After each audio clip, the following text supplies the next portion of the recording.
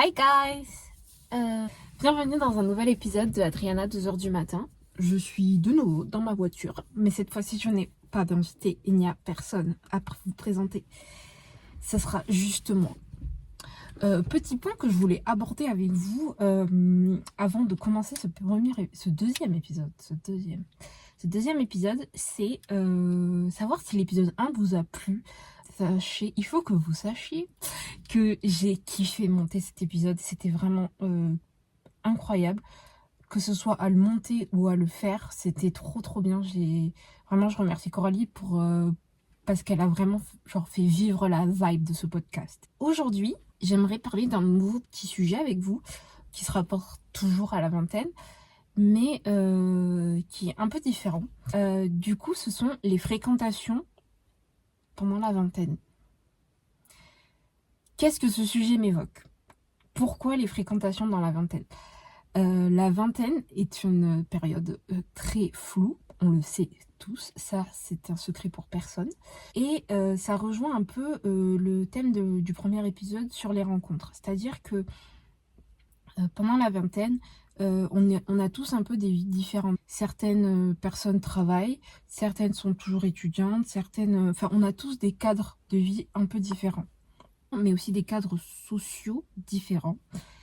C'est-à-dire que moi, par exemple, j'ai des amis qui travaillent et j'ai aucun souci à discuter avec elles et tout.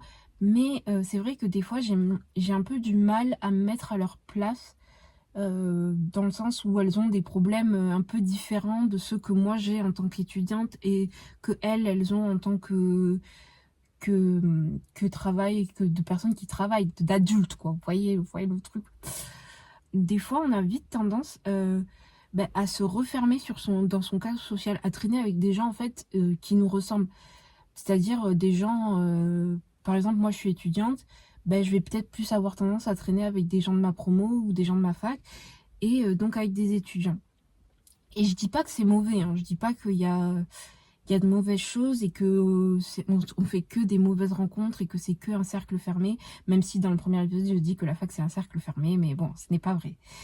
C'est bien, mais il y a un mais, c'est-à-dire que au bout d'un moment, en fait, on se retrouve dans un cercle où on fait tous la même chose et en fait, on n'apprend pas de nouvelles choses, on tourne un peu en rond. Je m'explique. Ça veut pas dire que les amitiés que j'ai à la fac, je tourne en rond, j'en peux plus, c'est pas ça. Ce que ça veut dire, c'est qu'en fait, il n'y a plus de choses nouvelles. Il n'y a pas ce truc que vous avez quand vous faites... Il y a une putain d'araignée sur mon pare-brise. J'espère qu'elle est dehors et pas dedans. Ok, c'est bon. Donc ce que je disais, c'est qu'il y a ce truc quand vous avez plein de cercles d'amis différents. Vous en arrivez en fait à chaque personne différente apporte un truc à la relation. Apporte une information, apporte... une humeur, enfin, il y a toujours un truc qui est apporté par chacun. C'est comme une grande auberge espagnole, mais version humain. Moi, personnellement, dans les études que je fais, ne pas penser médecine H24, c'est un peu compliqué. Genre, si t'es pas médecine, c'est un peu compliqué. Mais sauf que si t'es toujours médecine, tu pètes un câble en fait et tu fais un burn-out complet en fait et tu vomis médecine. Et moi c'est un peu ce qui m'est arrivé. J'étais arrivée à un stade de ma vie où en fait je ne voyais que la médecine et je ne voyais pas autre chose.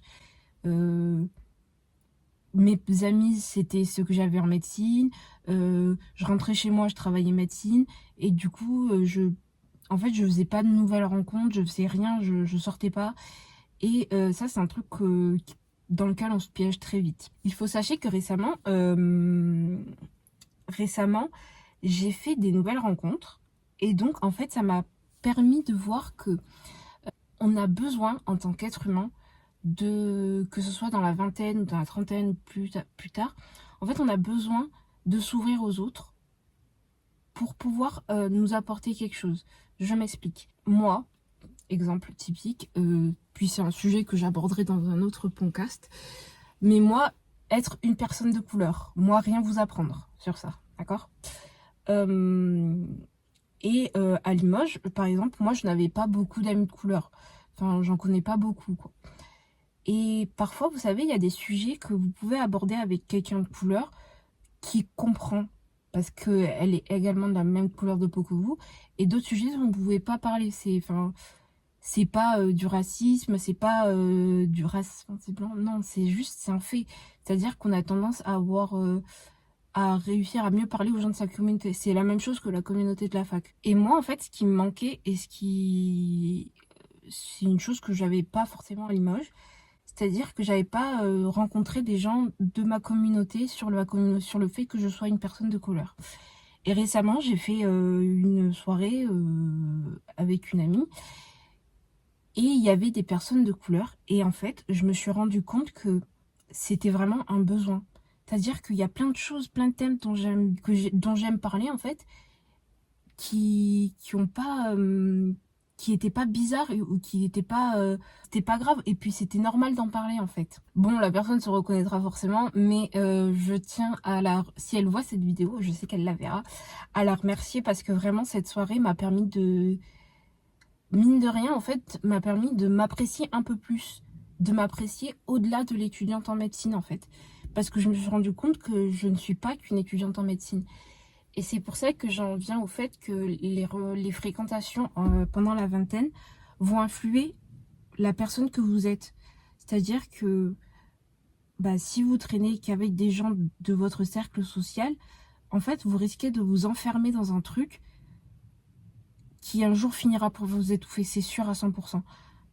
Et du coup, je trouve que c'est hyper important de s'ouvrir. Chose que moi, je l'ai dit dans l'intro, mais chose que j'avais du mal à faire avant et que j'essaye de faire petit à petit.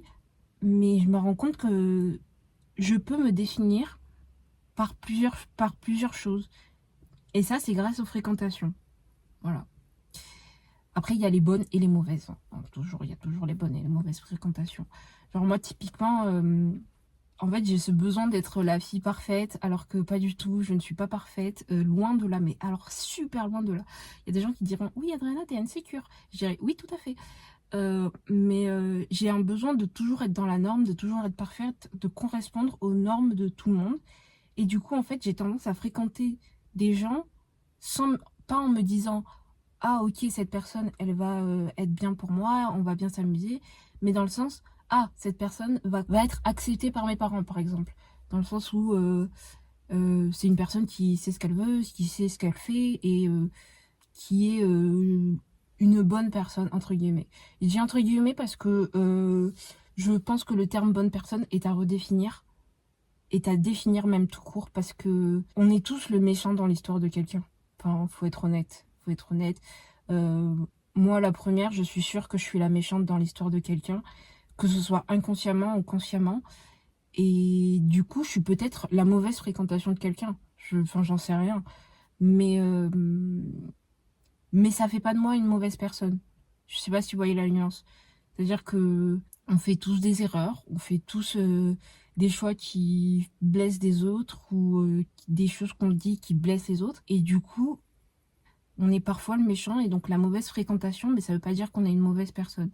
J'insiste de ouf sur ce sujet, sur ce truc-là, parce que pendant longtemps, pour moi, ça a été une source d'anxiété, dans le sens où je me dis, il faut absolument que je sois une bonne personne, que je sois une bonne personne, que je sois une bonne personne. Et sans m'en rendre compte, en fait, je devenais une mauvaise personne, entre guillemets, en essayant d'en être une bonne, en fait.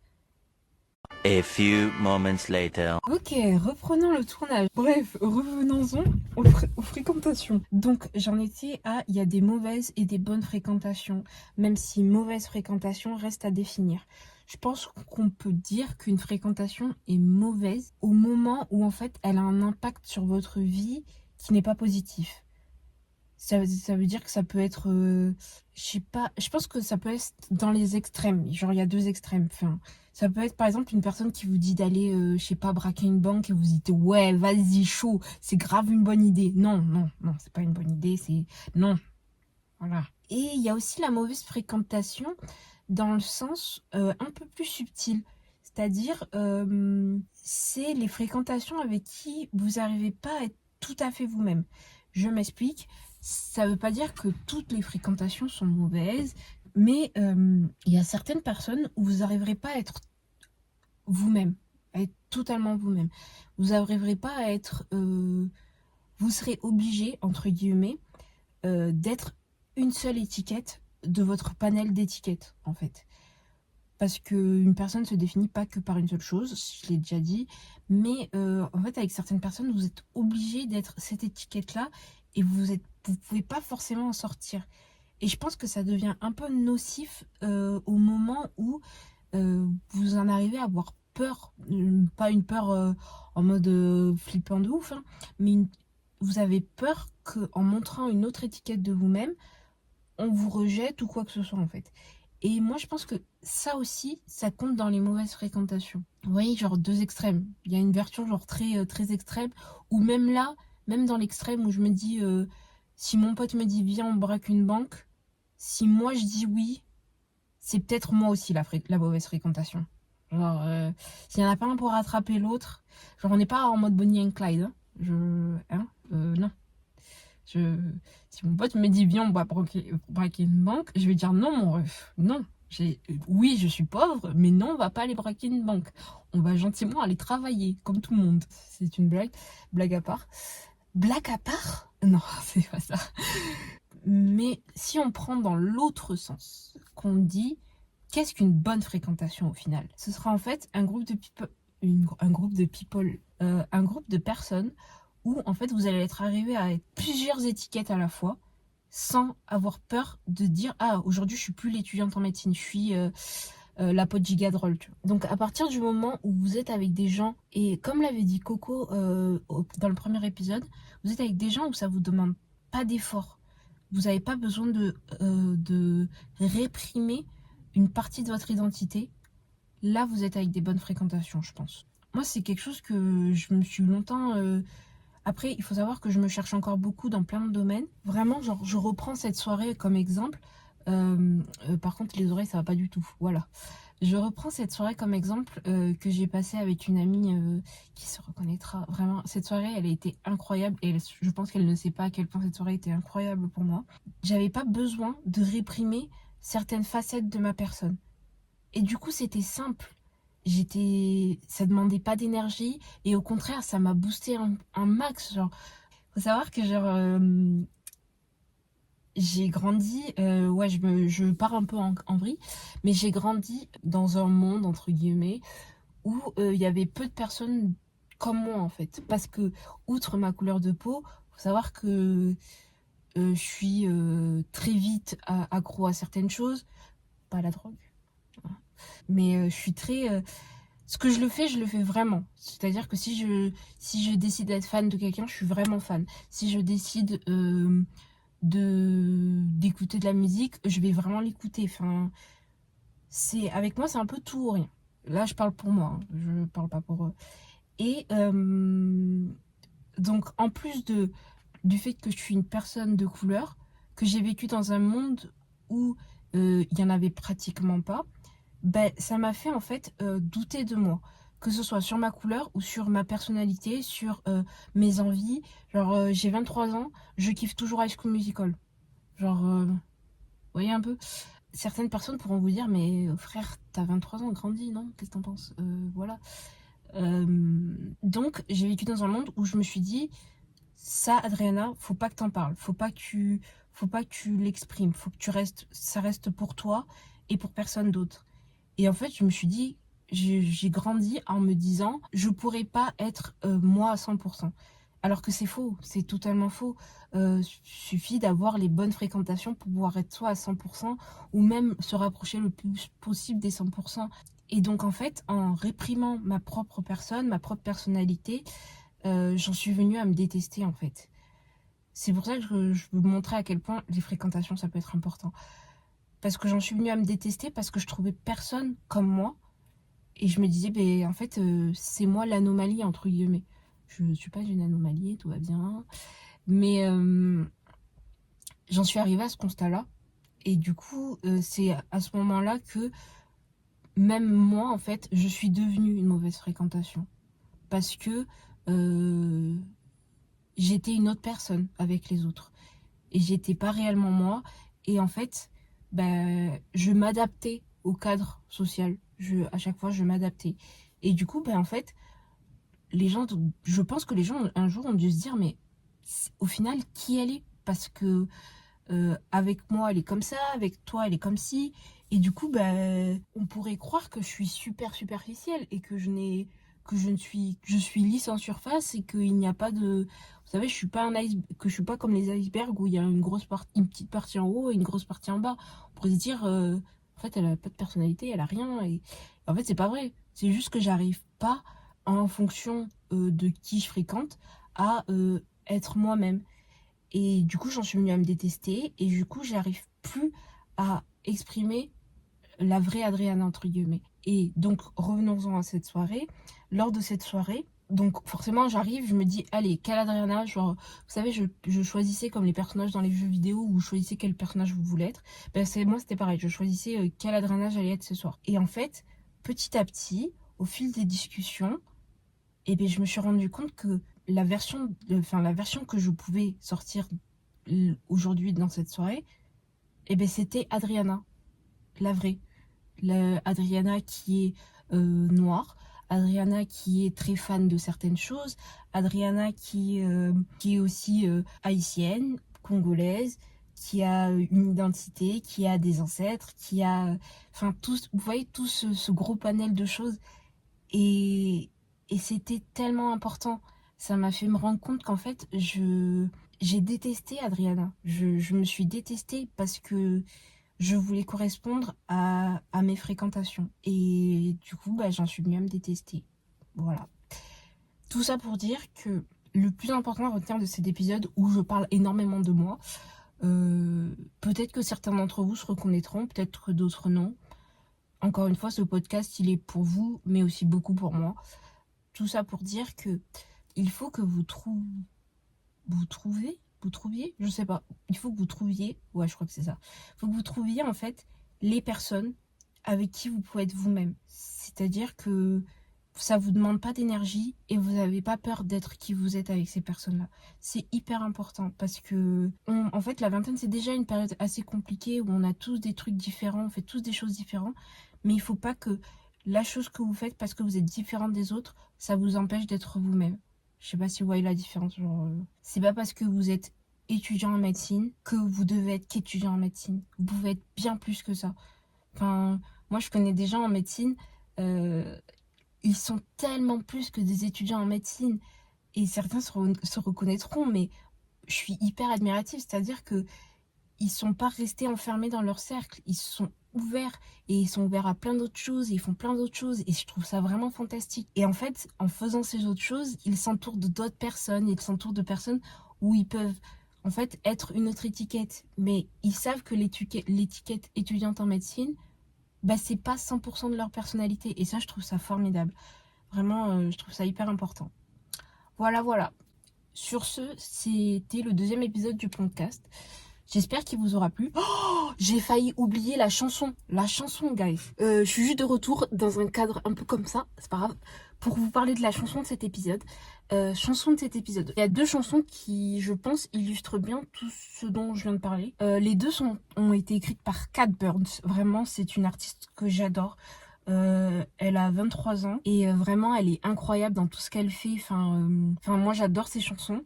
Et elle a écrit deux chansons que je trouve qui s'illustrent bien. Il y en a une qui s'appelle Know That You're Not Alone, qui dit qu'en gros, on n'est pas seul. Mais pourquoi on n'est pas seul? Parce qu'en fait, c'est pas parce qu'on traverse des choses, qu'on est différent sur certains points, que ça veut dire qu'on est tout seul. Non, il faut apprendre à s'ouvrir et à comprendre qu'on n'est pas seul.